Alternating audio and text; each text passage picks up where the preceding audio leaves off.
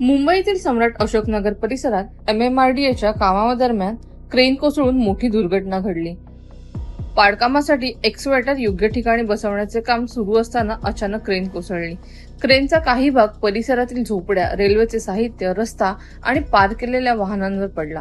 या दुर्घटनेत 3 महिन्यांच्या बाळासह एकूण 10 जण गंभीर जखमी झाले।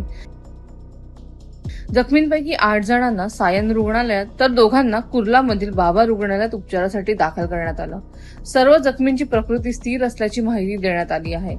MMRDAच्या माहितीनुसार घटनास्थळी जमीन मऊ असल्याने हा अपघात झाल्याची प्राथमिक शक्यता आहे। दुर्घटनेनंतर परिसर सुरक्षित करण्यात आला असून जखमींच्या उपचारासाठी मदत केली जात आहे। तसेच घटनास्थळी साफसफाईचं कामही सुरू आहे। दरम्यान या परिसरात वारंवार सुरक्षेशी संबंधित घटना घडत असल्याचा आरोप केला जात आहे। मैं यहीं पे रहता हूँ, यही मेरा घर है। मैं सो रहा था, 2 to 3 AM के बीच में ये हुआ है। अचानक से एकदम ज़ोरदार आवाज़ आई थी और जिसकी वजह से हम सब एकदम झटके से उठे, एकदम पैनिक हो गया था। बाहर से सब लोग आवाज़ दे रहे थे, चिल्ला रहे थे और निकलने को कह रहे थे। और जब हम लोग आए तो जब मैं देखा इधर से इतना बड़ा सा क्रेन जैसा पाइलिंग मशीन टाइप कुछ गिर चुका है और पूरा ऐसे डस्ट आ चुका था घर में और पानी पानी हो चुका था हर जगह पर। और हम लोग घर से निकले और इतना ही हुआ था। और ऊपर वाले जो हमारे रहते थे उनके ऊपर मल्टीपल इंजरीज आई है, कैजुअलिटीज़ वहाँ पर हुआ है और सेफली अभी हमारे यहाँ से तो सब प्रोटेक्टिव है। अच्छा, ये हादसा हुआ उस दौरान यहाँ का माहौल कैसा था? बहुत ज़्यादा पैनिक था, बहुत ज़्यादा केओस था, पूरा केओटिक माहौल पर यहाँ पे था, पूरा क्राउड था यहाँ पर। कोई बचाने के लिए कैसे लोगों को बाहर निकाला गया जो लोग दबे थे? ऑन द स्पॉट लोकल मौजूद थे यहाँ पर और ऑन द स्पॉट लोकल यहाँ पर मौजूद थे और बाकी पुलिस का भी सहयोग था और फिर थोड़ी देर के बाद फायर ब्रिगेड भी यहाँ पर आ गई थी। अच्छा, हाँ, ये घर हमारा है। हाँ, इसके ऊपर 4 लोग रहते थे। चारों लोग जख्मी है। उनको साइन हॉस्पिटल लेके जाया गया तो वहाँ से किसी बंदे ने बोला कि वहाँ नहीं है तो आर्यन में लेके जाओ। फिर आर्यन से वापस वहाँ से जो है वहाँ साइन भेजा गया है। हाँ।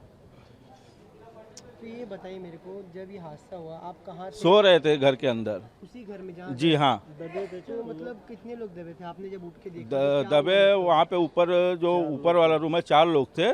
चारों को मतलब रास्ता ब्लॉक हो चुका था। वो दीवार गिरने की वजह से रास्ता ब्लॉक, उसमें दबे हुए थे। तो लोगों को कैसे बाहर निकाला गया है? वो स्थानीय लोगों को मदद से जो है ऊपर से छपरे के ऊपर से निकाला गया है। ये पाइप के ऊपर चढ़ के छपरे के ऊपर से निकाला गया। और पिछले करीब 3 घंटे से मैं खुद यहाँ पर हूँ। जो हादसा हुआ है बहुत ही दर्दनाक हादसा है, जिसकी वजह से कितनी तो भी जाने जा सकती थी, लेकिन कहते हैं कि एक कर्मा था कि बहुत बड़ी हानि होते होते बची हुई है। बट हमारी अभी यही मांग रहेगी कि जो भी ये इतना बड़ा हादसा हुआ है उसकी जिम्मेदारी लेने के लिए कोई भी अभी तक आगे आया नहीं है, या फिर अभी तक वो फाइंड आउट ही नहीं हुआ है जिसकी किसकी गलती से ये चीज़ हुई है। अभी एक मिनट के लिए सोच के देखिए, ये सिर्फ ये गिरा है तो किसी का घर टूटा है, किसी को इंजरी हुई है, यहाँ तक ये मसला है ही नहीं। आप थोड़ा सा अगर पीछे जाके शूट करके देखेंगे तो वहाँ पे पूरी बस्ती है जहाँ पे रेलवे लाइन है और रेलवे लाइन के ऊपर ओवरहेड वायर्स चल रहे हैं जिसमें स्पार्क हो गया है। अगर ये हानि बहुत बड़े पैमाने पे होती थी तो ये झोपड़पट्टी जल के खाक होने के लिए कितना मिनट लगता था।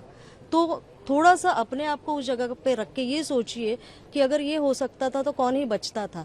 तो गरीब के जान की अगर कीमत है तो हमारा इतना ही कहना है, जितना जल्द से जल्द हो जो भी अपराधी इसके पीछे है जिसकी वजह से इतनी बड़ी घटना हुई है उसको ढूंढ के निकालिए। उसको बड़ा शासन होना चाहिए, क्योंकि ऐसे भी पिछले कितने सालों से ये लोग घर के बदले, घर के डिमांड के लिए अपनी जान जोखिम में डाल के वहाँ रहते हैं, बट अभी तक उसका कोई रिजल्ट ही नहीं आया है। तो ये तो ऐसे हो गया कि एक इमीडिएट लेवल पे इनको हटा ही दो, ऐसा ही मौका आ गया, ऐसा हुआ ना। तो किसको खुशी है कि हम ये पटरी के बाजू में हम अपना घर बसाए? किसको खुशी है? कोई खुशी से कर रहा है क्या? हालात है ना, वो उस हालात की वजह से वो लोग रह रहे हैं। लेकिन आज की घटना दिल दहलाने वाली घटना है, जिसको देखते हुए ये समझ में आ रहा है कि थोड़ी सी एक चूक, थोड़ा सा एक स्पार्क, मतलब पूरी बस्ती जल के खाक होने वाली थी। तो जिम्मेदारी लीजिए, जो भी है आइए, मदद कीजिए और इस मसले को सुलझाइए। Thank you.